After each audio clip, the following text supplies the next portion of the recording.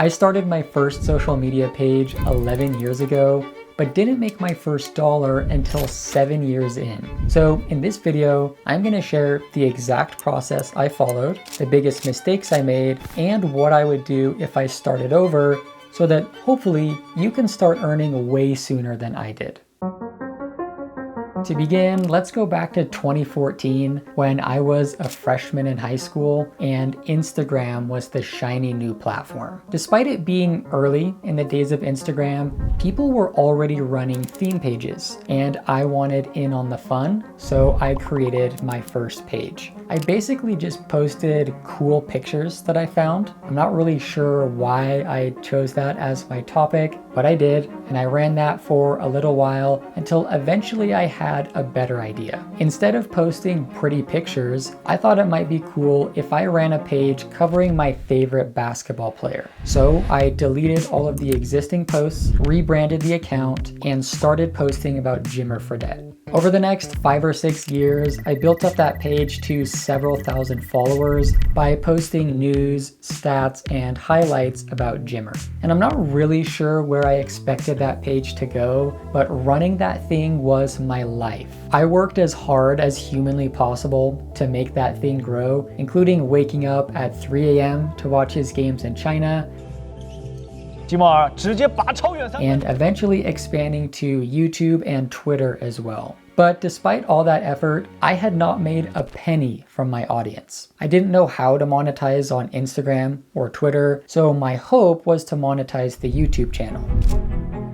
To be honest, I was scared to apply for monetization because I would need my parents' help, and all of the clips I was uploading, I did not own the rights to. I eventually did apply for monetization on that channel, but unsurprisingly was rejected. At this point, it became clear that running a media network to cover one player was not going to make very much money, especially since that player was going to retire soon. So I decided to expand and create a bigger brand that my original page would fall under. This was called Ensign Hoops, and I put the same intensity and effort into growing this as I did for the Jimmer Fredette page. So I created my own website where I was running a sports blog, and then I continued running Instagram and Twitter accounts. But about a year into that, I still hadn't made any money. So in a moment of desperation, I reapplied for monetization on my YouTube channel, and this time I was actually accepted. And to make things even better, the first video I uploaded after getting monetized got over 300,000 views. So the first money that I ever made on social media was from YouTube 7 years after I started. I have fond memories of these days, but also telling this story back kind of makes me cringe because of how inexperienced I was. In my opinion, there were 3 big mistakes I made that led me to leave a lot of money on the table. Mistake number 1, I was young and inexperienced, so I just picked something that I loved and started building an audience around it. But the problem is there was no longevity, and there also was not very much growth potential for the niche. At its peak, the Jimmer Watch had around 6,000 followers on Instagram and around the same on YouTube. So even if I knew everything I know now, it would have been difficult to monetize because that's not very many people, and it's also an audience that is not as willing to spend money. So mistake number 1 was picking a niche with a low ceiling.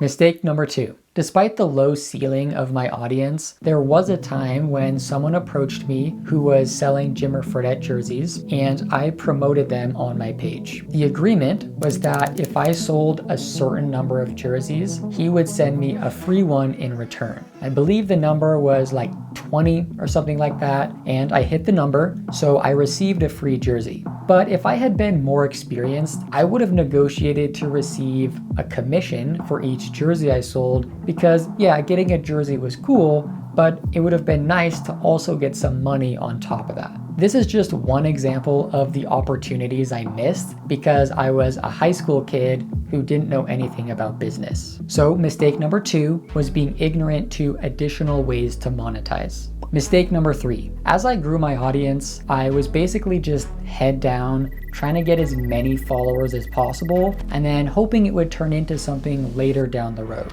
But the problem is, I did that for 7 years before I made any money. And when I finally did make money, it was from a YouTube channel where I didn't own the rights to the content I was posting. So even if I started making a bunch of money, I would likely run into trouble later down the line with copyright issues and stuff like that. But also, I just didn't really feel comfortable profiting from that. So I eventually stopped posting those videos and moved on to something else. Now, obviously, I was 14 years old when I created my first page, so I had no idea what I was doing. But if I had taken the time to get a rough idea of how I was planning to monetize later, it would have prevented years of hard work with little to no compensation. So mistake number 3 was not having a monetization plan before I started.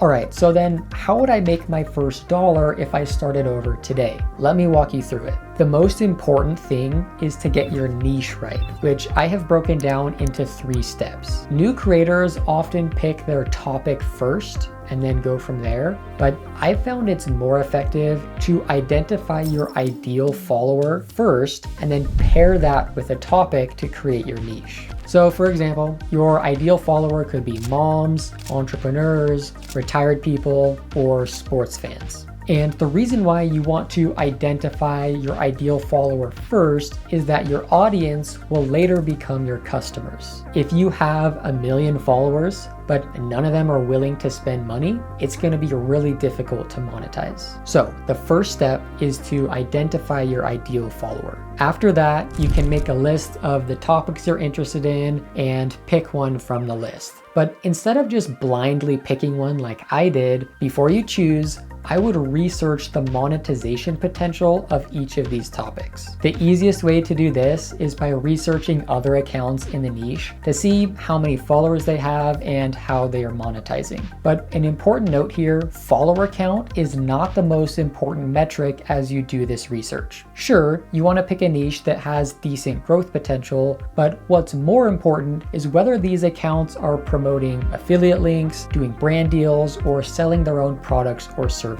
It may be hard to tell how much someone is making just by looking at their account, so you could even try reaching out to the person and seeing if they're willing to share more information. So that is step 2. Check the monetization potential of your niche. The final step will make sure you are set up for long-term success, not just a flash in the pan. So my Jimmer Fredette page was not a good example of a long-term niche because eventually Jimmer would retire. If I wanted a more long-term sports niche, I would need to expand a little bit and cover maybe an entire team or an entire league, even an entire sport. That way I always have content. So step number 3 is to make sure your niche is evergreen. After you've chosen your niche, I would then start thinking about how you plan to monetize. And this is going to change over time because you never know what will happen, but it's good to at least have an idea of what you're working toward. Many platforms have a creator fund where after you reach a certain criteria, the platform will start paying you directly.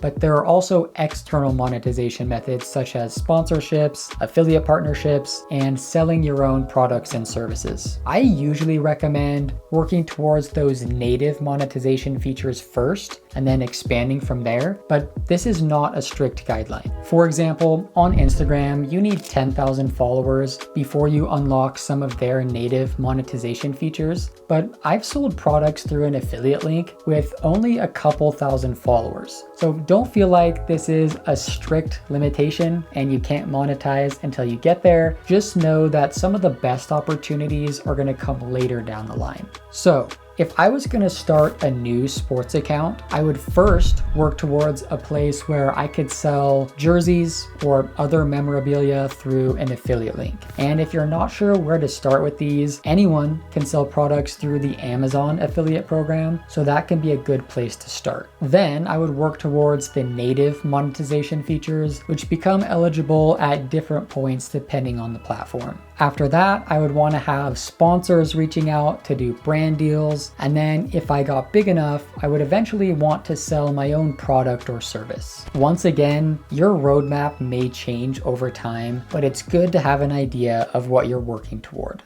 Now, you may be thinking this sounds like a lot of work, but trust me, It's a lot more work to spend years building up your audience only to cap out at a few thousand followers with no monetization potential. So I highly recommend doing your homework first and not just starting to build something. Then, after you've done your research, you will start creating content that attracts your ideal follower. By creating content aimed at a specific type of person every time, you help the algorithm know who to show your content, and you will gradually build an audience of potential customers. After you've built up a small following, you could try selling a product through an affiliate link, or you could just work your way towards the native features and make your first dollar that way. If you choose to try an affiliate link, the most important thing to consider is what your audience will think if you try to sell that product to them. If you sign up for the Amazon affiliate program and then start trying to sell random products, you're gonna annoy your audience. But if you find a product that your audience would genuinely want, it can work out really well for you. Several years after my Jimmer Fredette page, I had another page for Victor Wembanyama, and I had a clothing company reach out to me offering $10 for each jersey that I sold. At the time, Victor Wembanyama was a rookie, so it was a good time to sell these jerseys because everyone wanted them. And on top of that, the company gave me a discount code that gave my followers 50% off, so that encouraged even more people to buy. I ended up selling 73 jerseys over the course of the season, so clearly I found a good product market fit. Alright, so I've covered a few ways that you could earn your first dollar on social media, but if you want a more in-depth video on how to monetize, click the video on screen.